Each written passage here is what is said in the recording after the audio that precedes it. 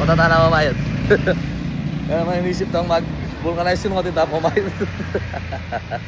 Arat-arat no? Arat-arat yung gulot kaya kiula. May platan lo, kung nang alalandar lang pera.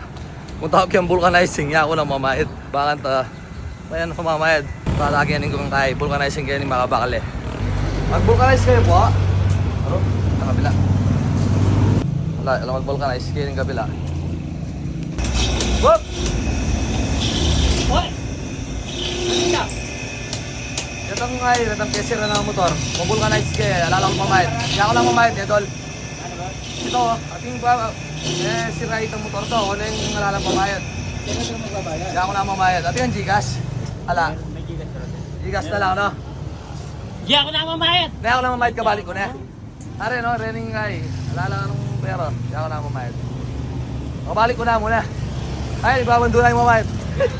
Ala, sige ako. Ayan. Wala akong kasi, nga yung Gcash na mo. Ayan, no?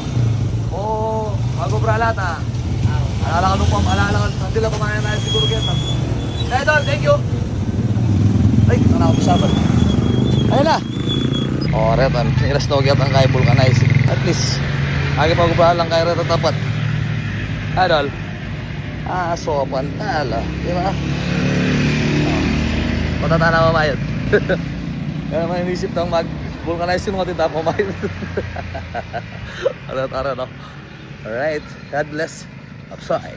Sa tingin panahon, di ba? Eh ako balo nung experience na yun. Kasi mangailangan ka. Una yung panayang pasalamat kang Lord. Kahit biyan niya kabut kaya ka, tangyan mo expect.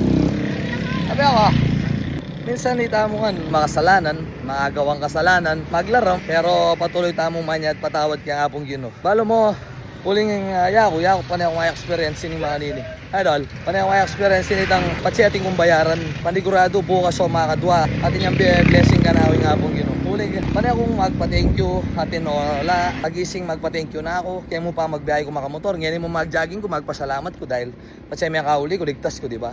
Kaya dapat tayong palagi tayong magpasalamat kaya nga pong Gino. Bago siya ako karang vlog ko, medyo kalokwan lo, pero atin tamang takot kaya nga pong Gino. Gama kasalanan tamo lang, perfectong tao eh.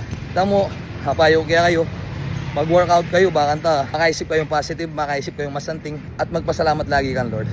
Ingat palagi, God bless. Outside. Kaluwa mo itang masakit ka, kaluwa mo itang puwatang ating panamdaman, kaluwa mo itang ating problema, saring kalalapit ka nga pong Ginoo. Anong kanya man mag-workout oh? Ay basan mo yung mga kanya nilupa mo? Woo! 1 hour and 40 minutes, 7.8 kilometers. Medyo matagal dahil puro lakad lang tayo. Pero at least pinagpawisan tayo. Medyo naglulus na tayo ng weight. Tsaka gumagana yung pakiramdam natin. Diba? Kaya sana may kayat ko kayong mag-workout. Sarap. Sarap mag-workout. Kahit hindi sa daan, kahit sa bahay lang or sa subdivision na lakad-lakad kayo para pagpawisan lang. Kaya ingat palagi. Good health. And God bless. Stay healthy. Hapsoy.